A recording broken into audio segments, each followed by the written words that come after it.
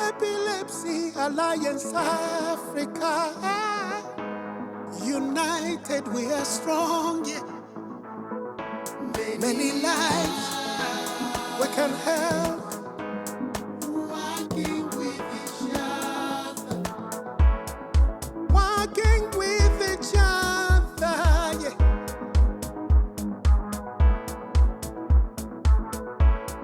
United against seizures and stigma. Many lives working with each other. My name is Peter Nyeten. I'm a Kenyan person living with epilepsy. It is now my 33rd year living with epilepsy. It has been a journey both with many challenges and also some positive aspects of the same. The first time I was diagnosed with epilepsy, I didn't even know what that was. I had never heard of it. And the doctor, I remember telling my parents that I would have to take medication for around 3 years. Then maybe after that I would get healed. So for me it didn't matter about people's reaction, whatever people said about it, I didn't care. For me all that used to be on my mind is about the 3 years. And I was really counting these 3 years.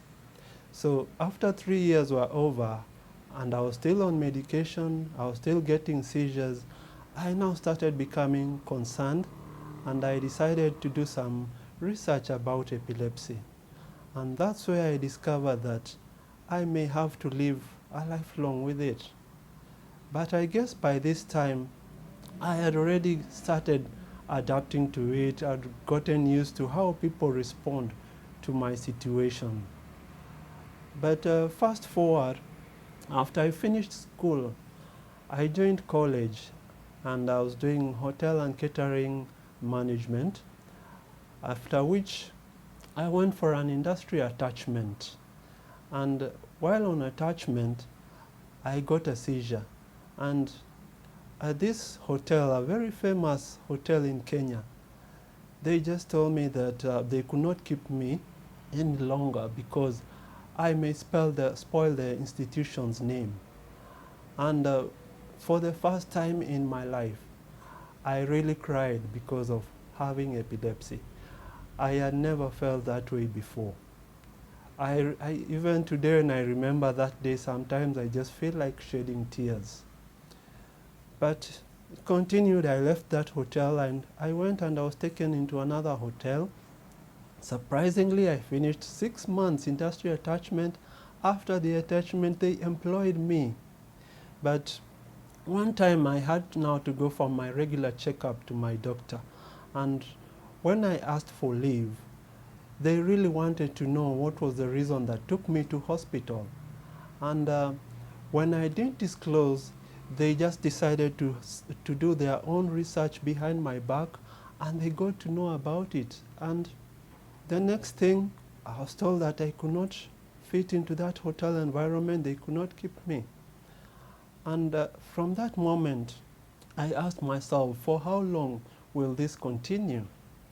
It felt bad, and I realized that maybe I may have even to change career. Hotel may not be the best place for me. And when I decided to leave, I got now into my own business. I started doing video and photography. I was a videographer, taking photos at events, which now helped me to pay for school fees, where now I went and studied counseling psychology. And out of that now, I became a counselor because I really felt the need to help people who are going through what I'm going through. I started identifying very much with people who are going through various issues, and it helped me, one, just gain some self-awareness, to be more assertive in my life, not to be controlled by other people's opinions. And to me, I always tell myself, my life matters, but your opinion does not define who I am. And from there, I've been helping people, I've been supporting people who need any kind of psychological support, particularly in relation to traumatic issues and traumatic incidences and loss and grief. I've also been there now for people who are living with epilepsy, particularly people who are growing up, so that they do not pass through what I passed. They also should not come up into life without social skills, knowing how to handle stigma, because stigma is not something that we can just wish away. I can assure you for years to come it will still be there, but you can overcome it. You can be the one now in this life showing people that even if there is stigma, that stigma won't put you down. In fact, you'll even benefit from it. And today, even as I talk to you, as I share with you, there are so many positive things that have come up as a result of it. In fact, the current job I hold, my designation is a project coordinator. I got it because of sharing about my condition, and also just showing people that despite the condition, you can still be able to achieve in life. I have been able to benefit from other government initiatives because of my condition. For example, I do not pay tax here in Kenya. I'm tax exempted because of it. And at times I even ask myself, if my epilepsy today was not there, would I be where I am today? Probably not. It's something that really need to ask. But on the other hand, the stigmatization is so much. First, there is the internalized stigma. When a person perceives themselves not to be capable enough, it's really a problem. Then there is the interpersonal stigma, which now comes from the people around you. They'll always be talking about it. People's perception of epilepsy and the issue that they see is like a witchcraft. It is a haunted disease or the sacred disease. So you wonder, when will people's perception change? And we really need to do a lot of self-awareness in relation to this.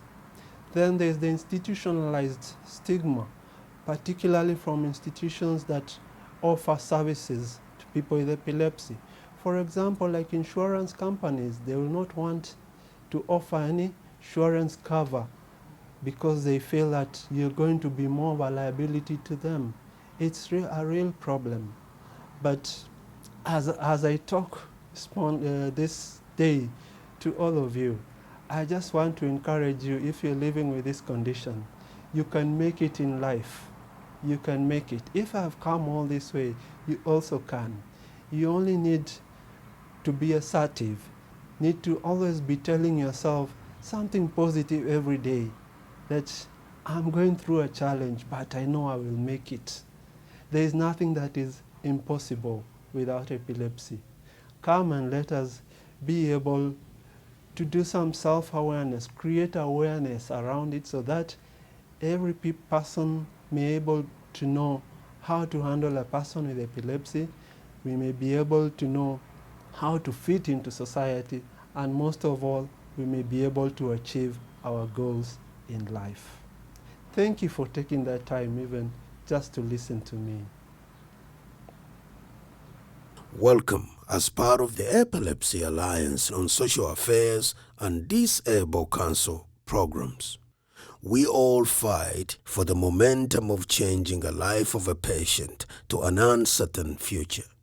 Let's celebrate our first anniversary with success in mind, because many lives depend on us.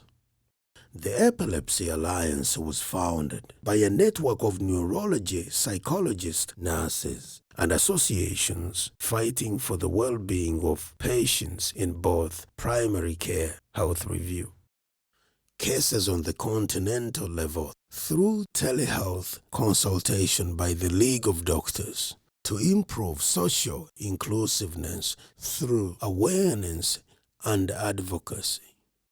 To name a few, here are the names of the founding organizations behind the alliance. Youth on Move NGO, based in Kenya, East Africa, represented by Epilepsy Musimbi, champion of awareness. Mr. Samuel Shimanga, CEO and founder at Warrior Foundation Epilepsy. Dr. Kazadi Aslak, CEO of Save Child in Surgery with hydrocephalus and champion of free medical donations to patients under levetiracetam. Dr. Najib Kisani, neurolog, also the current president at Mohammed Malkash University in Morocco, also the developer of telehealth in Africa, working through Epilepsy Alliance Africa, and a publisher of different journals in the Middle East Journal. Biuchi, a Kenyan youth advocate climbing Mountain Kilimanjaro for the National Epilepsy Coordination Committee. The Zimbabwe National Epilepsy Association. Mr. Teorai, the national president of UTAZI Project Global. Chantal Kenya Botambo, CEO of GICO Rwanda, working with 12 hospitals in the effort of preventing the disease, with projects such as humanity inclusion, education programs, and raising awareness and advocacy, improving nutriment of 350 patients in this COVID-19 period. Dr. Jacob Mugumbate, a Zimbabwean activist, psychologist, who has written many themes about counseling lessons. Adam Jane, founder and CEO of the Gambia Foundation. Luther Martin Kintu, founder and CEO of Afripeans, raising awareness through music. Thank you all for the great work you're doing. And you have been listening to the voice of Luther Martin Kintu.